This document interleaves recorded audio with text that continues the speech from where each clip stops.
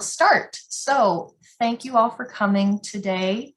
Um, it's a beautiful day here in Oak Park, Illinois, and we are delighted to share another episode of Ask the Historians. So today's program, we're going to be talking about some things in a new exhibit of ours at the museum and a little bit of the research that went into being able to tell the stories of those pieces. That's a little snack of what we're going to be looking at today. And I want to start off by passing the baton over to our Executive Director, Frank Lipo. Thank you, Rachel. Good morning, everybody. It's my pleasure to be talking to you this morning, and those of you who might watch this in the future on our YouTube channel. Rachel and I we're working in the last month, 6 weeks, and several discussions and exactly how we do it to change up one of the walls on our first floor, which when we moved into this new museum a few years ago, had put a bunch of photographs and art of people, just like different faces of Oak Park and River Forest. And we switched it over in part because we were given 4 new pieces of art this year. And also, it's the 100th anniversary of the Oak Park Art League. And you'll see here's a preview. Those of you who haven't been in the museum yet, if you want to come in and check this out. Rachel and I worked back in the spring on a Zoom program with the Oak Park Art League, kind of kicking off their centennial year. And of course, we knew some things about the Art League and some of the local artists, but just to kind of more exhaustively do some research and kind of pull together a presentation, is fascinated about the incredible art sort of history of this community. There's so many people who've done some interesting things in the art world. So on the wall here, you'll see these 4 new paintings and also some paintings and a plaster bas-relief that have been in the collection for a while. And what I'll do is switch to the next slide and focus in on those new pieces of art that you see on the wall in the center. And also there's some photographs or art below and above it. So these are the 4 new pieces of art that were given to us this year. 3 of them were given to us by M. Christine Schwartz, who's a Chicago area collector. And she's worked with Wendy Greenhouse, an Oak Park resident and member of the Historical Society, who is an art historian and an art curator. And the photograph of the art on the left and on the 2 bottom ones are the 3 paintings that were given to us. The upper left and the one in the winter scene were painted by Carl Kraft, the founding president of the Oak Park Art League in 1921, who lived in Austin at that point. It's called the Austin Oak Park and River Forest Art League. And then the painting to the lower right is another landscape, this time painted by Jess Hobby, another sort of in on the ground floor at the start of the Art League. So because of the involvement of this collector, M. Christian Schwartz, who donated to them these paintings to us, and Wendy Greenhouse, we know a fair amount about Carl Kraft and Jess Hobby. Is as simple as the Carl Kraft in the upper left is considered among his earliest works, and there's a little scholarship behind that. The painting to the upper right was painted by Bob Zupke, who was best known as a football coach. He was the head coach at Oak Park River Forest High School before he went on to went from Oak Park River Forest High School to University of Illinois. Their football field still named for him. He was a storied 1920s era coach who coached the famous Red Grange, one of the first famous also professional football players of that era in the 20s, 100 years ago and more. So this painting by Bob Zupke was given to us by a gentleman, actually a couple, from New Mexico, the Bradleys. William Bradley was the one we've been most contact with. He and his wife had given it to us. So all the way from New Mexico. So these paintings, new to the collection, and yet we knew a fair amount about Zupke and about Carl Kraft, and a little bit less by Jess Hobby, but a lot of information was given to us with these paintings. So today's Ask the Historian isn't just about what's on display in the museum. It's when we go to put things on display, how do we find out more, sort of research component of a new exhibit and or just in general. So as Rachel just put on the screen, how do we find information? How do we sort of start the process when someone gives us something, because it varies greatly. Those of you who are volunteers, I know several people have worked with our collection here on the call today. Sometimes a lot's given to us, and sometimes it's more sketchy. Just, grandma had in her house kind of thing, right? So we need to sort of do some of that research. So it's not so much individual people asking us questions, as we often focus on and ask the historians. It's what we need to do on an ongoing basis to identify and better identify things in the collection. So one of the things that had fascinated me, and we wanted to put on display, besides these new pieces of art that I've just talked a little bit about, was a plaster bas-relief that was donated to us in 1996, so quite a long time ago now. And it's called, or was called historically, Ulysses supping with Circe. And Ulysses, of course, is like the sort of Roman version of Odysseus, the famous Odyssey of ancient times, of Greek ancient history. And Circe was a sorceress, a daughter of gods, who, when Odysseus, sometimes called Ulysses, landed on her island, she turned his sailors into swine and kept them on the island for a year. And there's a whole backstory to that. Sort of a famous moment in Greek mythology tied into Odysseus. So when this was given to us, it was given to us by a family, the Corkle family, William Corkle, who knew of its history somewhat and kind of got us starting, but they didn't think it was Ulysses supping with Circe. They thought, and they knew, it was from Richard Bach, the noted sculptor who lived in River Forest for many, many years, worked with the architect Frank Lipo and others. And they knew that it came from Lincoln School because William Corkle's mother was the principal of Lincoln School. And if you go to the next slide, you'll see a picture. This was hung in Lincoln School beginning in 1922, which we didn't know initially, and I'll get to the research on it in a second. But it was given by Richard Bach, this River Forest sculptor, to Lincoln School in 1922.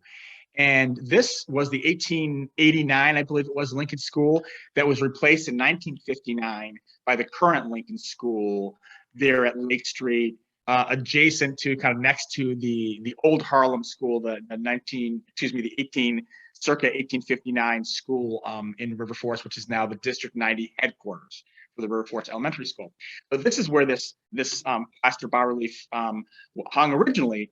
And at the time when it was given to us, we did some research and got in touch with Greenville College. Has a Richard Bach Museum.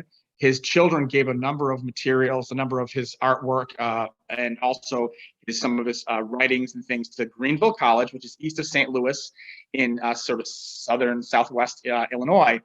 And Donald Hallmark, who's the curator of that collection, we were in contact with, and he didn't know anything about this, although he knew that he had a period of time where Bach in the World War I into the early 20s experimented with some ancient Greek forms. This idea of telling some mythological stories or some Greek stories. So it kind of tied into that, but he didn't know anything specific about it. So we sort of just assumed that the Corkle family, and if you go to the next slide, we knew that that Richard Bach is a significant sculptor, that we put this on display for a while at Pleasant Home, but it's been off display for a large part of those years too. And so we thought, let's put it back on display along with this new art. And when this was given to us, I mentioned William Corkle. This was Josephine Corkle writing to her children, Bill and Jean. And it's a little bit hard to see, but I'll read it to you. I believe this clipping should be kept with this, which she called education, the teacher, or learning. And then talking about how Bach gave it to the school, and then when they tore down the building, it was sort of given to her. She saved it from being thrown out, and it kind of was hung in the principal's office in this new school. And then when she retired, it was sort of given to us like it's your thing, because it was never really, it was sort of associated with the old building, and they had no need or desire for it at the school system at that point. So there's the story from the family that's mostly true, that they thought was true, this 1889 building, that Bach was the sculptor. But let's go to the next slide. It's only sort of part of the story, right? who was Richard Bach? Just give a quick primer why we're focusing on this today. Really notable sculptor. This is his daughter working with this Donald Hallmark from Grenville College that has this Richard Bach sculpture collection. They published her father's memoirs, and they're really fascinating. We have a copy in the collection. That Bach had this really wide-ranging career, worked a lot with architects, including Prairie architects, was personal friends, and their families kind of hung out together with Frank Lloyd Wright. He sort of almost credits him with him moving to River Forest because he'd go and visit him, and they'd go to picnics sort of in the undeveloped parts of River Forest, and he'd kind of discovered this lot that he ended up building his home and studio on, which has been demolished about 20 years ago now, off of Chicago Avenue near the Sioux Line. And this is a image of one of the sculptures that's in the front of the Frank Lloyd Wright home and studio, so-called boulders, these crouching human figures. He also is perhaps best known locally for being the creator of the horse show fountain in Scoville Park. That we all know, if you've ever been to Scoville Park, you can't miss it. It's sort of a local landmark in that park. And so there's this Bach, long time, raising his children in River Forest and living there for many years. And we at our museum at the Historical Society had a lot of information when the donors told us that it was Bach. We saw it's a signed piece and the connection to the school. It all kind of checked out. But at the time, we kind of couldn't get the full thing. Like, we didn't know it was 1922 it was donated, just it was donated sometime before in the old school, which was built in 1889. Knowing that he lived in River Forest, the sculptor Richard Bach lived in River Forest. And partly through the pandemic, I sort of reopened a little more research on this. And back in 1996, late 90s, much less available searchable databases. And I was able to find an article in the Oak Parker, which we had a paper copy of here too in the collection, but I was able to find the initial thing that that Richard Bach actually, it was, well, first of all, here's the horse show fountain. Of course, we all know it well. If you go back, actually, Rachel, if you don't mind, that's Bach, according to the original sort of caption, if you're able to go back. They say that's Bach leaning against the sculpture. So I think he's the middle figure. One of the other people is, I believe, Charles White, the architect, and the other person is a guy named Woodward, who's in charge of the sports show committee. They're commemorating the Oak Park Horse Show, which raised money for charities. And Bach, of course, did the sculpture there and designed the whole thing. There's a humorous anecdote in his memoirs, in Bach's memoirs, that he, even though he's friends with Wright, and actually sort of very delicately says we had a parting of the ways, or kind of grew apart when he left his family, but he was friends with him and said that Wright did suggest that you have that opening. You see where there's the opening in the fountain that's, sort of opens up that vertical pier element. And Wright said, maybe you should put like an opening there. That'd be good to see through it or something like that. And Bach did it and thought it was a good idea. And afterward, Wright said, I designed that. And Bach was like, he didn't design it. I did use his good idea. I'm crediting him. But so it was sort of a little bit of that Wright sort of, I invented it kind of thing. Next slide, please. This is what I found. This Oak Parker, this article, the Lincoln School is in the possession of a fine bit of sculpture executed in bas-relief. And there's the name that at the time, provided it wasn't a typo or something, in the Oak Parker newspaper, and presented to the school. And this is 1922. So we have almost exactly 100 years ago, that kind of rediscovering the title, or the original sort of name of this piece of work. And the other neat thing about it is, when you look closely, I won't go back to the come and visit. You can look closely at this bas-relief. There's some elements, just doing a little more online research about this, about Circe and Odysseus or Ulysses. They say often Circe's artwork, there's sort of like a wand or like a magic wand, her being a sorceress, and you can see that clearly in the bas-relief.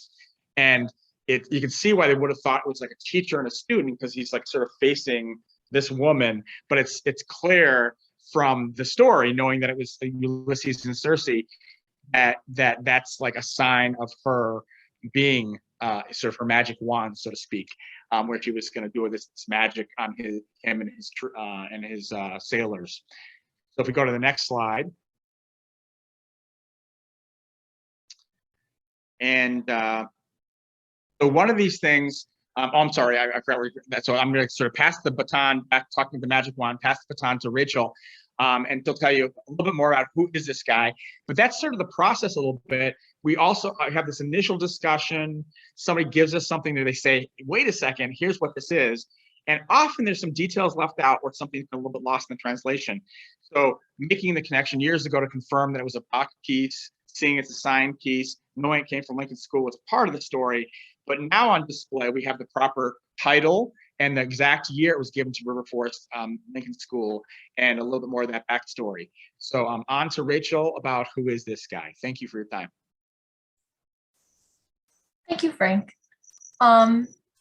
So thank you for that transition, because what I am talking about today is another piece that's on display in the same art display as Bach's bas-relief, but as opposed to what Frank has been able to search and identify, he was able to find a very clear answer to what this piece is and when it was made and where it came from and why. But I'm talking about another piece on display that we've had on display for a long time, actually, and did not know much about and still do not know much about. So I am sort of presenting my case today and telling you a little bit more about our research process of the kinds of things that we look at, the kinds of tidbits that we're able to gather, even if it doesn't end up yet being the final answer. So you see here a lovely portrait of a gentleman. That's about all I know for sure. No, this piece was donated to us in 2014 by Dwight Austin, which was part of a donation of his of family records from the Austin family. And this Austin family you will recognize as the namesake of the Austin neighborhood and Austin Boulevard and Austin Gardens. So a very prominent family in Oak Park in the area. And we know that this piece was done by Edna Austin, who I will talk a little bit more about in a minute. But at the time of donation, the donor told us that this piece is supposedly depicting the Austin family's gardener. And that is kind of the main story that we've been able to go off of to see if we can find out who exactly this guy is.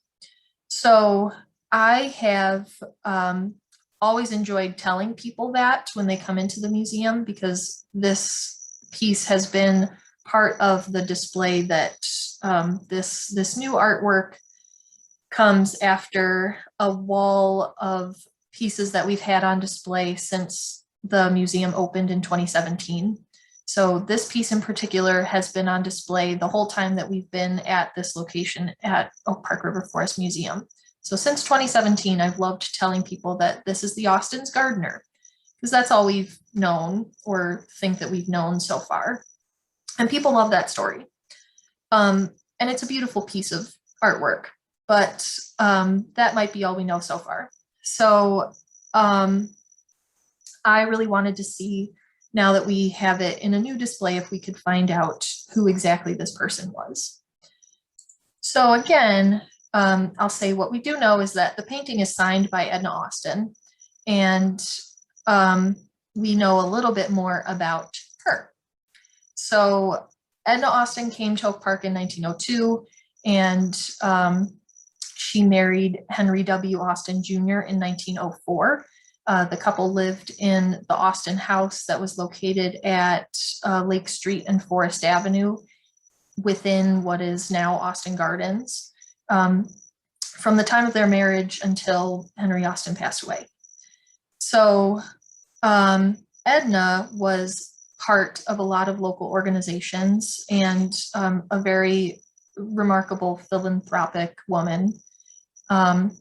She was president of the 19th Century Club. She founded the Council for International Affairs And through that, she apparently even had a school named after her in Africa, which was part of that group's efforts, was to build schools in Africa and fund things like that. She was also a member of the Art League. We know that. What we don't know is necessarily when she started painting. So that has become sort of an important part of our story, is trying to be able to date this portrait that she painted.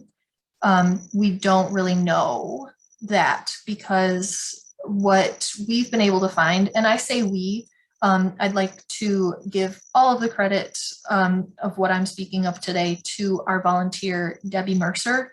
She has been a fantastic person who's been able to consolidate the information that we have in our resources at the museum, including using the donation from Dwight Austin, some of these family records, as well as online resources. So thank you, Debbie. She has been able to find really all the information that I am sharing with you today. So she found this article in 1947 from the Oak Leaves, and that is the earliest reference that I sort of have to Edna being a painter, because that year she had a piece of hers or a couple of pieces on display in a display of other Art League members. So where does that leave us? Again, trying to use some of these pieces to be able to tell more of the story of the portrait. I'm going to jump over to the next thing that we know. We next tried to figure out if we could identify who the gardener was, who this family gardener might have been.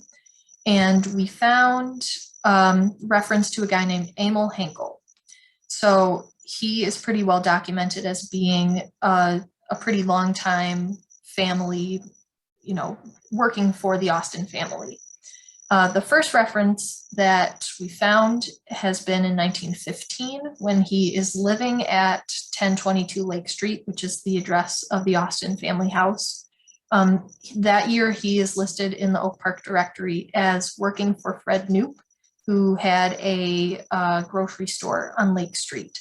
But at least he's living at the Austin address, so that probably means that he was also working for the Austin family at the time. He's listed in the directories through the 1920s, and he's referenced as either a houseman or a gardener or a chauffeur for the Austin family. By 1930, though, he, in the census, he with his wife Susanna and his son Amel Jr. are living in Warren, Illinois. So I think that might have been the end of the ties to the Austin family, at least working for them. So we have about a 15-year span of when he might have been in Oak Park. We know that he was born in 1885, and that is kind of important to me because he would have been working for the Austin family probably between the ages of like 30 and 45. And with that, I want to move on to this next slide and show you the portrait again, because to me, this man looks like, I know they lived hard and fast back in those days, but he looks a little bit older than 45 to me. So I'm guessing that this might have not been painted at the time when he was working for the Austin family, if this is in fact Amel. Also, you see here another reference that Debbie was able to find is Amel Jr.'s high school yearbook photo. This would have been in the late 30s by that time they were living in Gurnee, and Amel Jr. lived in Gurnee, I think, for the rest of his life. So if that photo on the far left is a picture of Amel Jr., that's kind of one of the only references that we have of like family resemblance of what these people might have looked like, if we are sort of piecing together the story of Amel Henkel. So if I've put any doubt in your mind so far, that is sort of where I'm standing with all of these different tidbits, being able to find some different things about the Henkel family and say, does that add up to what I'm seeing in this portrait? And to me, it doesn't necessarily add up. So based on the date, based on when we know Amel Henkel was working for the Austins, based on maybe if Edna was painting at the time that Amel was working there, I'm just not sure that this might have worked out if this is actually her painting him as he's working with the family. I'll move on to the next slide that sort of gets away from Amel Henkel. This was the other piece of information that we sort of started with trying to be able to identify the Austin family gardener. This photo is included in a book by Lee Brook called Yesterday When I Was Younger. And I would suggest, if you're interested in looking at this book, come to the museum and look through it. It is a collection of sort of oral histories and things about early residents of Oak Park. And in 1989, when it was put together, I think he was using like people that were still around that were part of these families, these early families. So the reference for the Austin family in this book shows this photo. And the caption here, you can see, identifies this man as the German gardener and the Austin's dog in 1910. And I love this photo, but I don't think I know who this person is either. So based on the dates, we know that Amel Henkel was working for the family. I don't think he would have been working there as early as this. And again, they lived hard and fast, but this gentleman in the photo doesn't look like he is 25 years old, which is what Amel would have been at the time. So I don't necessarily think that this guy is the same guy who is Amel Henkel, who is the same guy that's in the portrait. I've got a lot of pieces here, but I don't think they necessarily add up yet.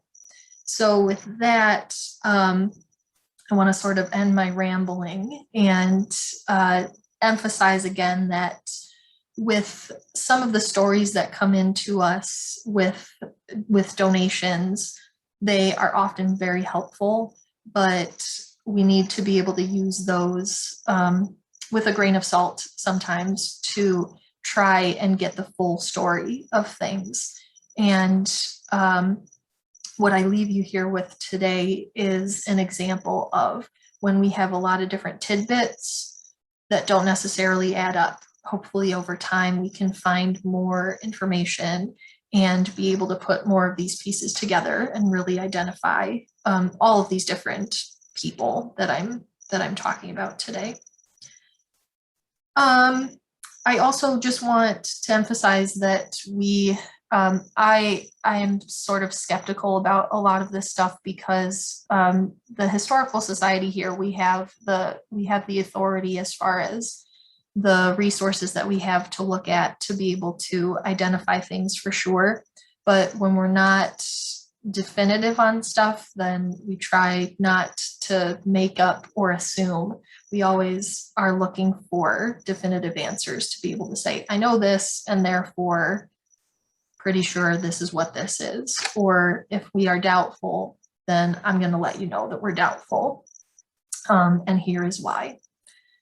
So that's a little bit of our research process, or mine at least. And I want to end my talk there and give you all a couple of minutes here at the end of the program to add to the chat box if you have any questions for Frank or for me.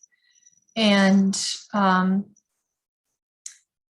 maybe invite, if Frank has some more thoughts about what I've talked about today as far as our research, or coming to the museum to see these pieces on display.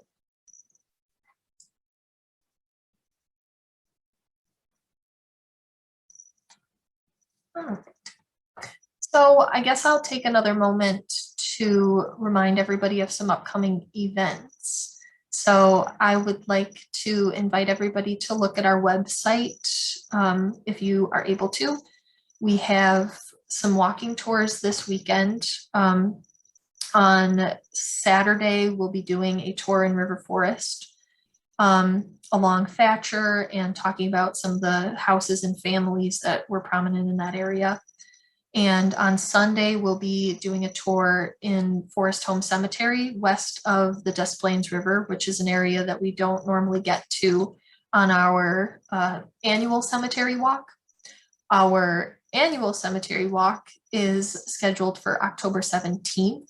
So we have the same setup as last year. If you remember, we are doing separate time slots and we're requiring ticket sales in advance. So if you're planning to come to that, then please either look on our website or give us a call or email me to sign up for a time slot. And then we have a couple of programs that are going to be in the museum. On October 2nd, we have Paul Yambrovich, who is a volunteer with the Chicago Portage Society, is going to be here in the museum talking about some of the history of that area. And on October 9th, we have a speaker who will be talking about American Indian history in the area and the importance of sharing American Indian history today. So I'm really looking forward to those programs being here, and I hope you are as well. Ramblings. So we have a couple of comments here, and one of them from me says, I would like to encourage Rachel to think of her details in terms of other than ramblings.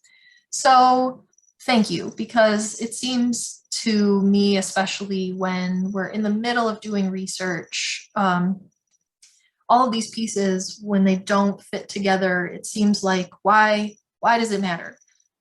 But a lot of times when you find random bits of information, then when you are eventually able to get more definitive information, that's when a lot of these pieces that seem random fit into place, and then it becomes an even fuller story. So thank you for that reminder, because it is encouraging. Even when you're not able to find a specific answer to things, if you're finding information, then you're finding information, and that's good.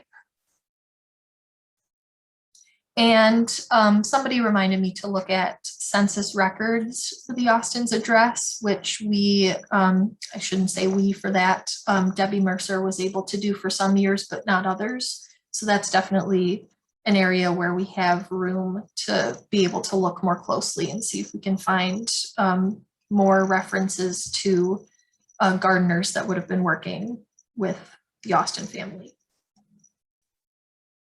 And do we have the class lists from the Art League? Does Edna Austin appear?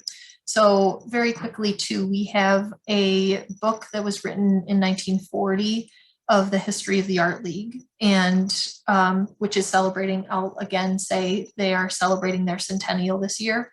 So Frank and I have done a little bit more research with the Art League. We've seen some of the things that they have at the Art League.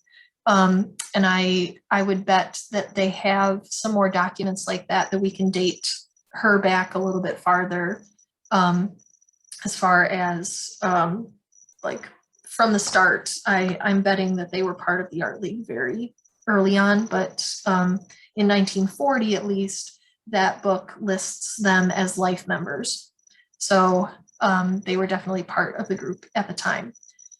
But they list separately like supporters and artist members, like people who were painters. You had to be invited or be tested to be able to be an Art League artist member versus just like a donor, supporter, lay member, as they call them.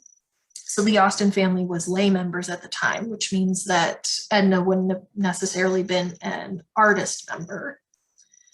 But that's all I know so far. So again, lots of information, but always finding something new, and that's the fun part too. So I will end our talk here today, and I'll thank you all for coming. And if Frank wants to chime in and thank you all for coming as well, we're very grateful to have you here. Thank you all of you this morning, and we hope other people will find this on our YouTube channel. So thanks, Rachel. Great job. I'll talk to you all soon.